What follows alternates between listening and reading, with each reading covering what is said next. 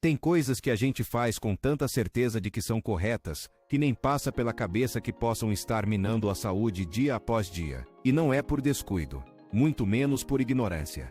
É justamente porque essas escolhas parecem saudáveis, parecem certas, recomendadas. É aí que mora o risco.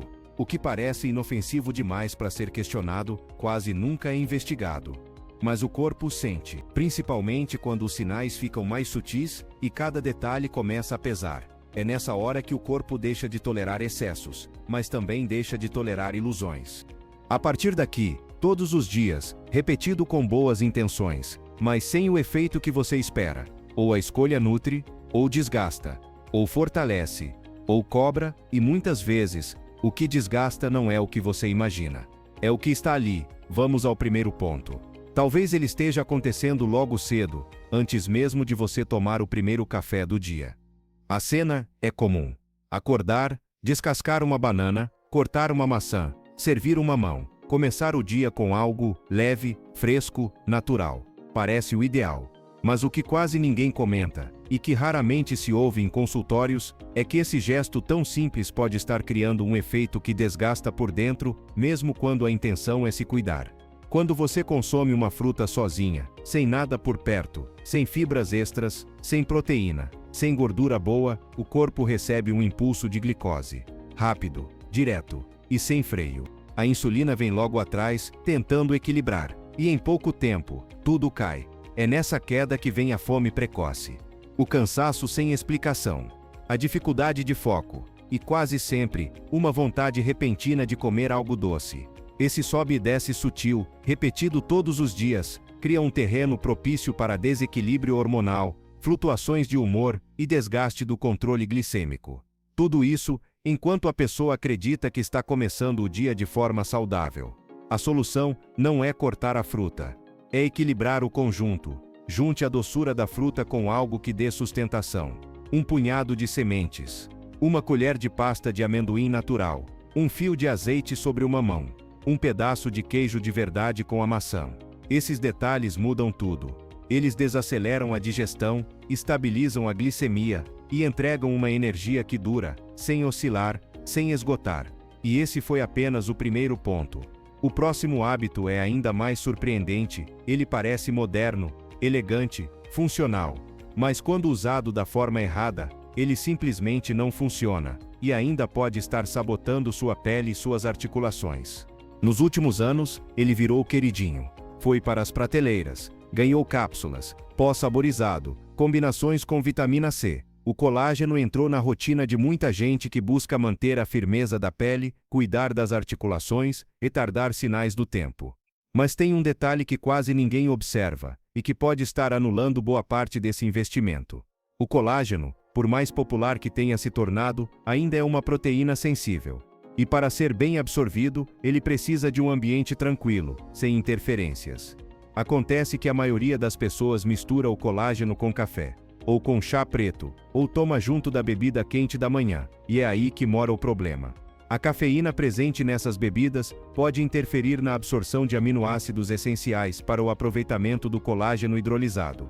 Ou seja, você está tomando certinho, acreditando que está nutrindo pele, ossos e cartilagens, mas parte do que o corpo precisava absorver se perde antes mesmo de agir. E não é só isso. A temperatura elevada da bebida também pode afetar a estrutura do colágeno, dependendo da forma como ele foi produzido. O resultado: menos efeito, mais desperdício. E a falsa impressão de que não funciona. Se a ideia é aproveitar de verdade, o ideal é tomar o colágeno com o estômago mais tranquilo, em temperatura ambiente, ou com água morna, e longe de café ou chá preto. Pode ser à tarde, ou entre refeições, desde que sem cafeína por perto. Parece detalhe. Mas no corpo, detalhe é tudo. E falando em detalhes que quase ninguém nota, o terceiro hábito é daqueles que parecem saudáveis, bonitos no prato, cheios de cor e frescor. Mas se você faz do jeito mais comum, está perdendo nutrientes valiosos, todos os dias, sem perceber. A salada está lá. Colorida, fresca, crocante, com folhas bem lavadas, tomates suculentos, talvez um pouco de cenoura ralada. Visualmente perfeita. A sensação de leveza é quase automática. Você sente que está fazendo tudo certo, mas falta algo essencial.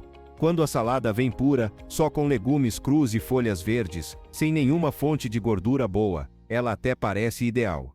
Mas não entrega o que poderia. Muitos dos nutrientes presentes nesses vegetais, como as vitaminas A, D, E e K, são lipossolúveis. Ou seja, só conseguem ser bem absorvidos na presença de gordura. Sem esse componente, a maior parte dessas vitaminas simplesmente passa direto. Você mastiga, engole, acredita que está nutrindo, mas o intestino absorve muito pouco. É como encher um prato de possibilidades e sair da mesa de mãos vazias. E a maioria dos médicos não fala sobre isso.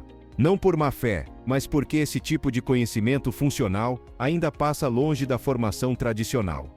A solução não exige esforço.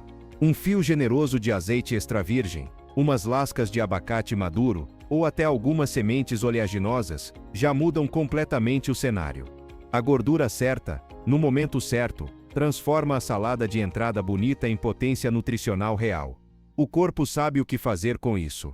E já que falamos de absorção, o próximo hábito envolve um conflito interno entre dois mundos. Um deles promete equilíbrio intestinal. O outro, prazer imediato. Mas quando entram juntos, o efeito é o oposto do que você gostaria. Cuidar do intestino virou prioridade. E com razão. Hoje a ciência já entende o intestino como um segundo cérebro, capaz de influenciar humor, imunidade, memória e até níveis de energia. Daí o sucesso dos probióticos, os famosos micro-organismos vivos que ajudam a equilibrar a flora intestinal. Mas tem um erro silencioso e muito comum que anula boa parte desse efeito. Muita gente toma o probiótico, mas na mesma refeição consome açúcar. Pode ser um suco adoçado, um iogurte com sabor artificial, uma sobremesa ou até aquele pão com geleia que parece inofensivo. O que acontece? Você envia probióticos para dentro, as bactérias boas. E ao mesmo tempo, alimenta as bactérias ruins com o combustível que elas mais adoram. Açúcar simples é como tentar colocar ordem numa casa e soltar o caos pela janela dos fundos.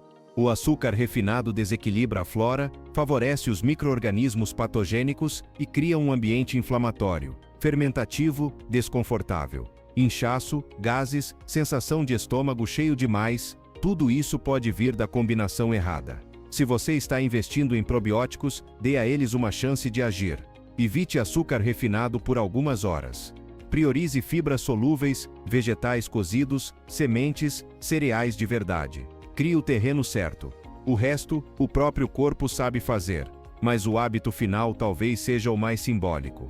Ele tem a ver com luz, com ciclo biológico, com uma das fontes mais profundas de equilíbrio natural. E mesmo assim, muita gente vem evitando isso por achar que não precisa mais. E esse pode ser um dos maiores enganos. Ele sempre esteve ali. Silencioso, gratuito, essencial. Durante milênios, o corpo humano regulou seus ciclos, seus hormônios, sua energia e sua imunidade pela luz do sol. Mas nos últimos anos, uma ideia se espalhou. Se a vitamina D está boa no exame, então não precisa mais pegar sol. Essa lógica parece racional, mas ignora algo muito mais amplo. O sol não serve apenas para sintetizar vitamina D. Ele regula o ritmo do corpo. Acorda os hormônios pela manhã. Ativa o eixo cérebro-intestino. Ajuda a calibrar a produção de cortisol e prepara o terreno para a melatonina fazer seu trabalho à noite. Evitar o sol por completo, mesmo com os níveis de D ajustados por suplemento, é como trocar uma orquestra inteira por um único instrumento. A luz natural entra pelos olhos, atinge receptores na pele e conversa com o sistema nervoso de um jeito que nenhuma cápsula é capaz de imitar. E o mais curioso, poucos médicos falam sobre isso. Porque a maioria ainda vê o sol apenas como uma questão de dermatologia ou de reposição vitamínica. Mas o corpo sente a falta do ciclo. E sem esse ciclo, tudo fica um pouco fora do tom. A dica aqui é simples. Busque ao menos alguns minutos por dia de exposição solar, com consciência e equilíbrio. Não precisa se bronzear, nem exagerar. Apenas lembrar que o corpo foi feito para perceber a luz. E quando isso acontece, ele começa a lembrar o próprio ritmo. 5 hábitos. 5 detalhes que parecem pequenos, mas carregam um peso grande ao longo do tempo. E todos eles, curiosamente, continuam sendo repetidos por milhões de pessoas que acham que estão fazendo tudo certo, porque ninguém contou o que está por trás. A verdade é que quase ninguém erra por má vontade. O erro mais comum é acreditar em hábitos que parecem certos, mas que não foram atualizados com o tempo, com a ciência, nem com a experiência silenciosa do próprio corpo. Fruta em jejum. Colágeno no café, salada sem gordura, probiótico com açúcar e o sol evitado como se fosse vilão. Todos eles partem de uma intenção legítima: cuidar de si, fazer o melhor, manter o corpo funcionando bem. Mas o que transforma a saúde de verdade não são as intenções, são os detalhes. E ajustar esses detalhes, com leveza e inteligência, pode fazer uma diferença enorme, sem dietas radicais, sem fórmulas mágicas, sem o peso da culpa. E se você quiser dar um passo ainda mais refinado, a dica extra é simples e poderosa: comece a observar o depois. O que acontece com seu corpo depois de uma refeição?